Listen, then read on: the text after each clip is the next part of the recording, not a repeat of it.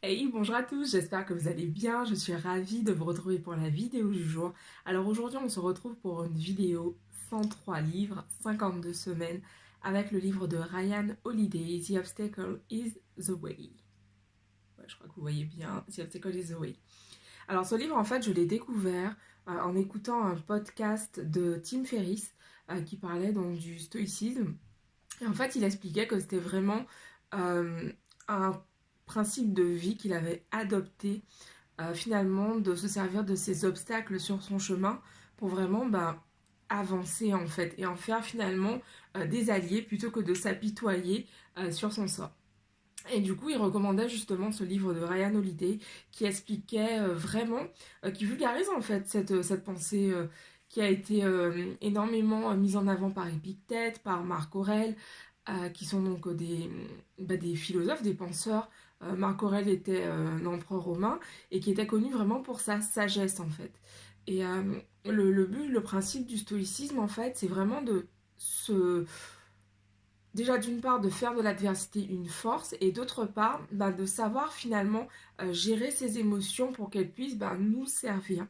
Le but c'est vraiment d'éviter de s'emporter comme ça n'importe comment ou de s'apitoyer sur son sort. En fait au cours de... dans le cadre du livre en fait ce que Ryan Holiday a fait c'est qu'il a séparé le livre en trois parties. Donc la première, la perception, qui explique vraiment qu'est-ce que c'est que le stoïcisme. Et donc il va nous prendre par exemple des exemples, il va nous prendre les vies d'Abraham Lincoln par exemple, Amelia Earhart, pour expliquer vraiment comment ils ont fait face à l'adversité. Par exemple, Amelia Earhart, il nous explique, donc c'est la première femme à avoir traversé l'Atlantique en avion, et en fait, il nous explique qu'en gros, comment ça s'est passé pour elle, c'était vraiment son rêve de traverser l'Atlantique en avion, en volant. Et en gros, voilà, à l'époque, une femme toute seule euh, derrière qui pilote un avion, en fait, c'est juste improbable. Et en fait, on lui a fait la proposition suivante qui était de faire la traversée avec deux hommes et finalement, que voilà, juste pour qu'elle soit à bord, en fait. Euh, et elle ne serait pas payée alors que les hommes le seraient. Bref, elle n'avait aucun bénéfice sur le papier à tirer de cette expérience. Mais elle, en fait, elle a dit oui. Là où d'autres personnes auraient dit non, elle a dit oui. Parce que justement, elle savait que c'est juste une première étape, en fait. Et par la suite, elle a réussi à atteindre son objectif. Euh, il nous prend vraiment énormément d'exemples de personnes, de personnages illustres au cours de l'histoire pour expliquer vraiment à quel point cette détermination et vraiment au-delà la persévérance fait la différence dans leur vie. Dans la seconde partie du livre, donc Act On, en gros, c'est vraiment une partie qui consiste à expliquer que pour atteindre ses objectifs, il faut agir. Et que le but, ce n'est pas simplement de rester dans l'intellect. Et que là encore, on nous parle de passage à l'action. Le stoïcisme, en fait, prône vraiment le passage à l'action. Parce que pour eux, en gros, le but, c'est vraiment de rester le moins longtemps possible dans ses pensées, de passer à l'action et d'ajuster en cours de route. Plus vous allez apprendre de vos erreurs, plus vous allez ajuster et plus vous allez être efficace finalement dans ce que vous allez faire. Et là, c'est vraiment où on apprend que l'échec est une force. J'ai partagé d'ailleurs une infographie sur mon profil Instagram pour justement montrer ça là où d'autres personnes vont utiliser l'échec pour s'assommer, pour se blâmer. Les personnes avec un mindset de croissance, retrouvons le mindset de Carol Dweck, ici elles vont vraiment se servir de l'échec comme d'un escalier. Chaque échec va permettre d'avancer vers l'objectif que l'on désire atteindre, puisque finalement cet échec c'est un feedback en fait, c'est un feedback sur une situation qu'on a vécue. La partie 3 insiste vraiment sur l'importance de la volonté. La volonté et ça revient vraiment, il nous prend encore une fois par exemple l'exemple de Montaigne. Moi je ne le savais pas, je l'ai découvert en lisant ce livre, que Montaigne en fait, jusqu'à une bonne partie de sa vie, c'était monsieur tout le monde, en tout cas pour son époque. Hein. Donc il n'était pas du tout connu pour son érudition comme ça a été le cas par la suite. Et en fait, c'est après un moment de life changing, comme on dit, un moment décisif au cours de sa vie, que tout a basculé pour lui. En fait, il a fait une chute de cheval, on l'a cru mort. Lui-même, il s'est vu partir. Et au final, il a réussi, il a survécu à cette chute de cheval. Et suite à cela, en fait, il a vécu sa vie à fond en se disant, voilà, j'ai une vie, je dois vraiment en faire le maximum. Et donc, il s'est retrouvé à accompagner des rois, à partir en délégation à l'étranger, à aller rencontrer des peuples dans des pays qu'il ne connaissait pas. Et puis, à écrire les essais de Montaigne qu'on connaît aujourd'hui, à écrire tous ces textes qui sont aujourd'hui tellement riches pour la philosophie. Donc, simplement pour ces exemples, j'ai trouvé vraiment, vraiment passionnant parce qu'en fait, ce ne sont pas des choses que je ne connaissais sur ces hommes-là. Par exemple, il nous raconte que Thomas Edison, à l'âge de 67 ans, la soixantaine bien passée en tout cas, tout son laboratoire a brûlé. J'avais déjà entendu cette histoire, mais là où on a eu un petit truc en plus dans ce livre de Ryan Holiday, c'est qu'il nous explique que Thomas Edison, lorsque tout son travail est parti en fumée, en fait, lui, au lieu de s'apitoyer, il dit à son fils, va vite appeler ta mère et tout, va vite l'appeler.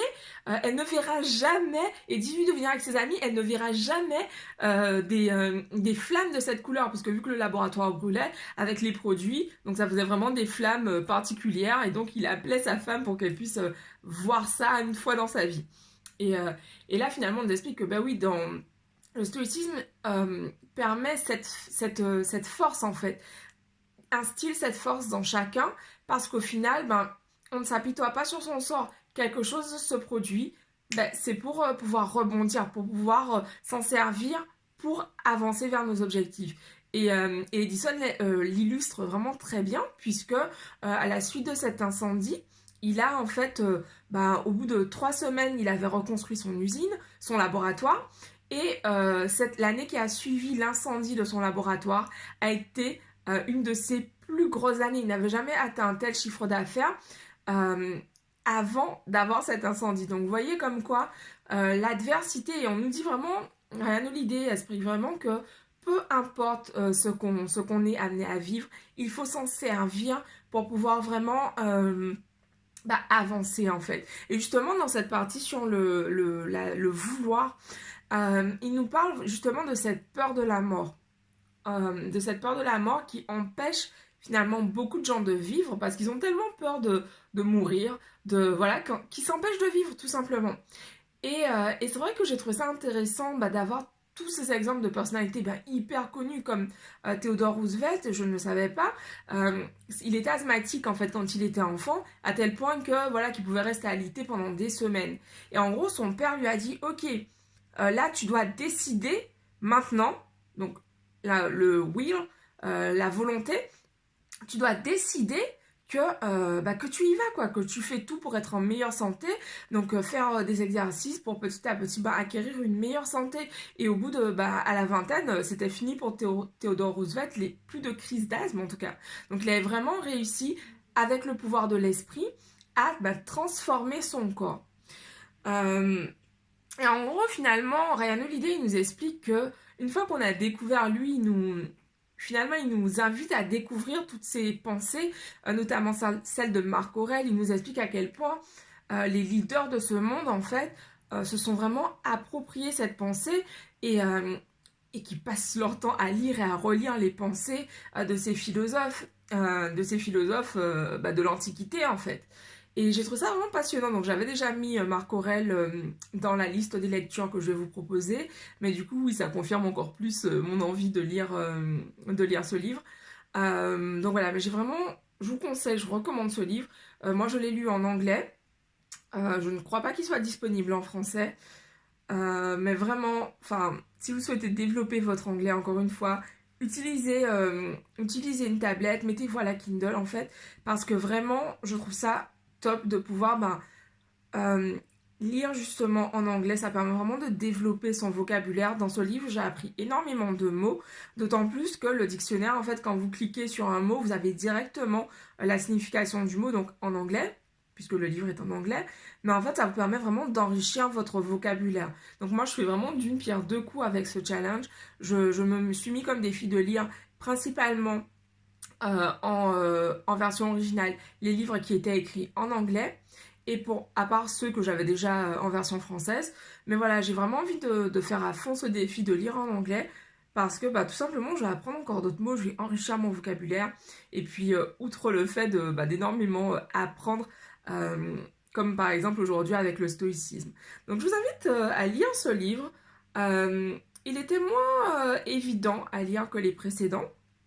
J'ai pris un petit peu plus de temps à le lire. Mais pour le coup, je suis vraiment hyper contente d'être allée jusqu'au bout, d'où le kiff avec ce challenge. C'est que vu que je sais que je dois vous faire les retours sur ce que je lis, donc du coup ça me fait force à aller jusqu'au bout de mes lectures et je trouve ça kiffant. C'est top pour la persévérance aussi. Donc voilà, j'espère que ça vous aura donné envie de lire ce livre de Ryan Holiday. Je vous le recommande vraiment chaudement. Moi je l'ai lu, je l'ai mis dans ma liste quand j'ai écouté le podcast, comme je vous disais, de Tim Ferriss. Et vraiment, je suis super contente d'avoir découvert ce livre de Ryan Holiday. D'ailleurs, je pense que je vais réécouter du coup le podcast de Tim Ferriss. Je vous mettrai le lien du podcast.